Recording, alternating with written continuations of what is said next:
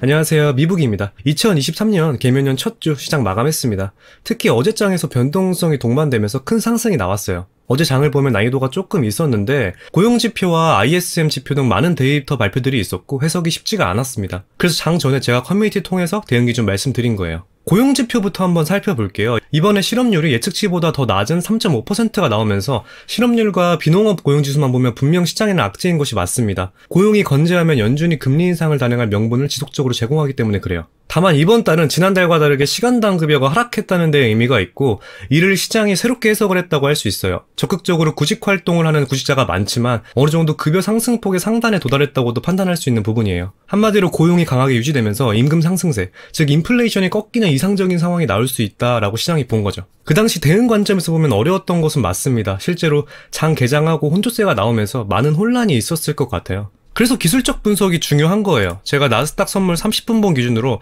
1950선 중점적으로 보라고 말씀드렸고 저는 이걸 돌파하는지 보고 대응했습니다. 결과적으로 돌파가 실패가 됐다면 휩쓸라고 판단했을 거예요. 기술적 분석 중요하다고 누누이 말씀드리고 있고 계속 대응 기준 잡아드리도록 하겠습니다. 그런 의미에서 커뮤니티 같은 경우는 소통하는 데 있어서 어느 정도 한계가 있는 것 같더라고요. 구독자분들과 시청자분들께 더 밀접하게 소통하기 위해서 스트리밍이나 멤버십을 활용할 계획이 있고요. 아마 3월쯤으로 생각하고 있으니까 참고해주시면 좋을 것 같습니다. 다시 시장 얘기를 하면 결국 이 저항 라인을 돌파하면서 큰 상승이 이어졌는데 고용지표 이후에 발표한 ISM 비주조 PMI도 주목해서 보셔야 됩니다. 결과는 49.6이 나오면서 예측치인 55보다 낮게 나왔어요. 이것도 이것만 보면 시장에는 악재입니다. 예측치보다 더 낮게 나왔고 확장과 위축 국면을 가르는 50 아래로 떨어지면서 서비스 업황은 31개월 만에 위축 국면에 돌입했으니까요.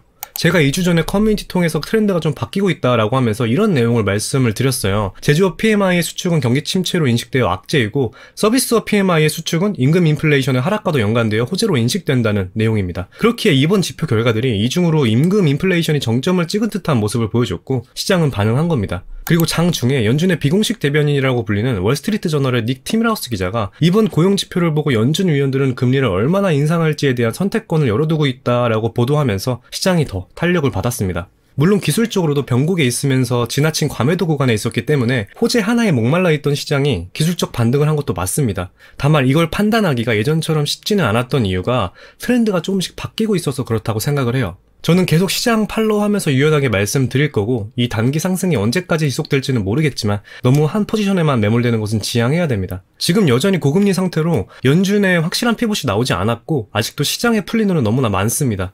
그래서 항상 유연한 생각을 가지고 대응하는 것이 현재 시장에서 할 수 있는 이상적인 방법이라고 생각합니다. 변화하고 있는 트렌드 얘기하느라고 서론이 조금 길어졌는데 다음 주도 매우 중요해요. 파월 의장 연설과 CPI가 예정되어 있습니다. 다음 주도 이번 주 못지않게 집중해서 대응하셔야 되고 대응 전략은 월요일 오전에 제 채널 커뮤니티 통해서 말씀드리겠습니다. 오늘은 반도체 관련해서 질문해 주시는 분들이 많아서 반도체 대응 관점에서 말씀드리도록 할게요.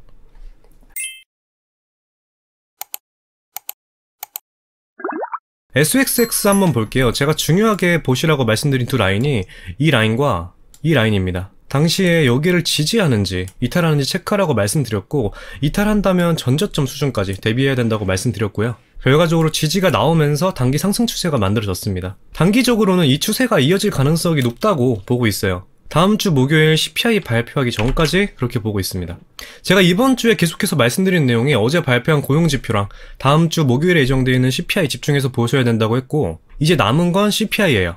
물가가 확실히 꺾였기 때문에 예전보다 CPI의 중요성이 조금 떨어진다고는 하지만 여전히 시장에 미치는 영향력은 지대하다고 보고 있어요. 그래서 저 같은 경우는 어제 고용지표 발표하고 나서 롱으로 포지셔닝 했고 CPI 발표 전에 최대한 현금화 해놓을 계획에 있습니다. 상방으로는 최대 이 장기 이평선과 이 추세가 맞물리는 여기 한 379달러 선까지 열려있다고 보고 있습니다. 지금부터 대략 한 4% 정도고요. SXL로 하면 12% 정도로 보시면 됩니다. SXL이 10.8달러 정도로 마감했으니까 12% 정도면 대략 12달러 정도 생각해 주시면 될 것 같아요. 아까도 말씀드렸지만 다음 주 시장도 이번 주 못지않게 너무나 중요한 이벤트들이 많아요. 개인적으로는 다음 주 지표 결과에 따라서 1월 시장 방향성 결정된다고 보고 있어요. 그만큼 너무 중요한 한 주니까 꼭 집중하셔야 되고 다음 주 월요일에 증시 대응 전략 커뮤니티 통해서 올려드릴 거고 CPI 발표 전에 프리뷰 진행해 드릴 테니까 참고하셔서 좋은 결과로 이어졌으면 좋겠습니다. 그럼 오늘 영상 여기까지 말씀드리고 시청해주셔서 정말 진심으로 감사드립니다. 도움이 되셨다면 구독과 좋아요 한 번씩 부탁드릴게요. 궁금하신 점이나 문의사항은 댓글 남겨주시면 확인 후 답변 드리겠습니다. 감사합니다.